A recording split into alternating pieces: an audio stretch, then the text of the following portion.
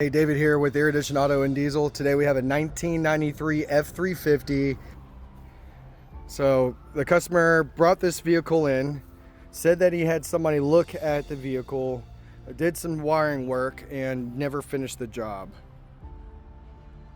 So to give you an idea of exactly what I'm working with today, poor guy obviously had somebody who didn't know what they were doing working on it. So he brought it to us, the professionals, in hopes that we can get this thing back to life for him. I'm starting off with completely rebuilding this wiring harness. As you can see, I've already started with, I'll show some other pictures that I have previously to me starting.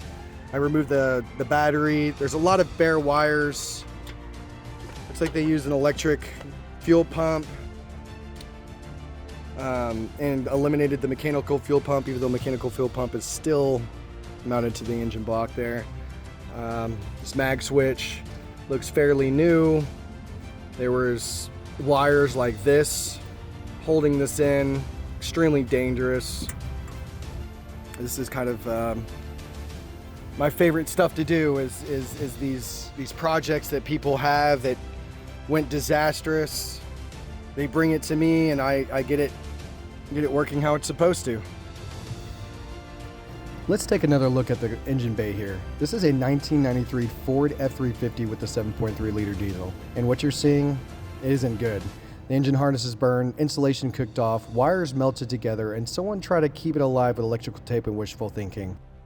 Check this out. JB weld on the injector lines, pipe putty smeared on the fuel lines going to the fuel filter housing and fuel injectors. That's not a fix. That's a fire waiting to happen. Here's the old wiring harness I pulled out of that 7.3 liter. You can see I went through and labeled most of the connectors so I can match everything up when the new harness goes in. Every single plug tells a story. Some were heat damaged, others were corroded, and a few were barely hanging on by the insulation. That's what happens when a harness gets cooked over time. This is why chasing electrical issues on older diesels takes patience. You can't just patch it. You've got to inspect, test, and rebuild it right so you don't chase the same problem twice.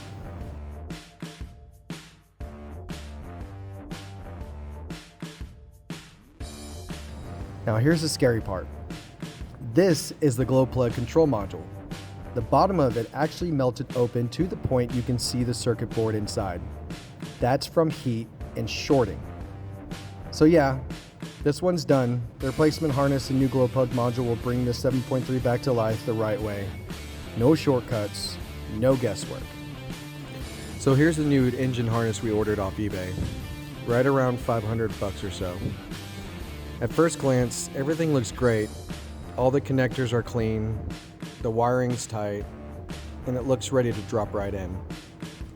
But then I noticed this, the main body connector.